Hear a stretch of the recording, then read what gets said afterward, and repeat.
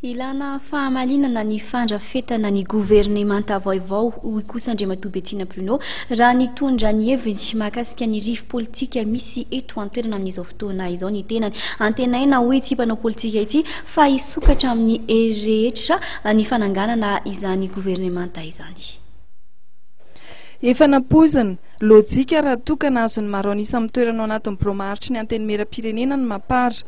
Rehefa niara-dalana tamin'ny groupe parlementaire spécial na GPS hoy Andriamatoa Bettina Pruneau. Ny problème amin'ny zavatra tahaka ny mampifahitako azy rehefa ny Assemblée nationale ka ny indépendant no tegna domine na ny maro dia instable foana.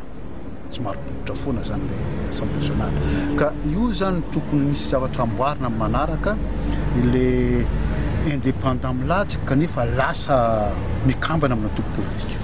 Zany hoe misy zavatra tsy mirindra zany amin'ny lalalantsika, amin'ny lalana fototra mihitsy ny constitution mihitsy ny tokony diktenena. Ka na maro ny maparo amin'ny Assemblée nationale zavatra tampoizina ary logika. Ahoana ny hevitra momba fanendrena Prime Ministre satria raha navoaka ny HCC dia anjaran'ny Mapara ny manendry ny Prime Ministre. Io lasa devitra tokoa teto amintsika le hoe iza mono manolotra. Le lalampanorenina tena tsy tena mametraka mazava iza ny tokony manolotra.